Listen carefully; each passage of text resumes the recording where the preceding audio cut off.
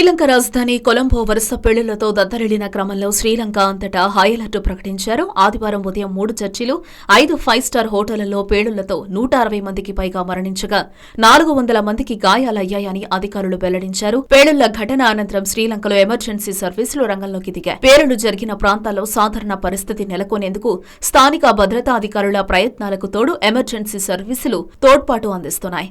సహాయ పునరావాస చర్యలు ముమ్మరంగా చేపట్టేందుకు పలుచోట్ల సైన్యాన్ని రంగంలోకి దించారని అధికారులు తెలిపారు. భద్రతా సిబ్బందికి సెలవులు రద్దు చేసి తక్షణమే విధుల్లోకి చేరాలని ఆదేశించారు. కొలంబోలోని బండారునాయకే ఇంటర్నేషనల్ ఎయిర్పోర్ట్లో హై అలర్ట్ ప్రకటించారు. మరోవైపు కొలంబోలో వరుస పేలుళ్ల ఘటనను శ్రీలంక ప్రధాని విక్రమసింఘే తీవ్రంగా ఖండించారు. వదంతులను నమ్మరాదని ఆయన ప్రజలకు విజ్ఞప్తి చేశారు. జాతీయ భద్రతా మండలి సమావేశంలో బాంబు పేలుళ్ల ఘటన అనంతర పరిస్థితులపై ఆయన తన నివాసంలో సమీక్షించనున్నారు. కాగా బాంబు పేలుళ్ల ఘటనపై ఇంటెలిజెన్స్ వర్గాలు హెచ్చరించినా అధికారులు అందుకు అనుగుణంగా అప్రమత్తం కాలేదనే వార్తలు దుమారం రేపాయి.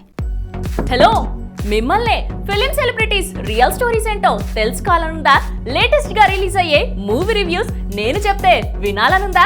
ఇంకెందుకు ఆలస్యం, యోయో టీవీని సబ్స్క్రైబ్ చేసుకోండి. అలాగే మర్చిపోకుండా యోయో టీవీ యాప్ ని కూడా డౌన్లోడ్ చేసుకోండి.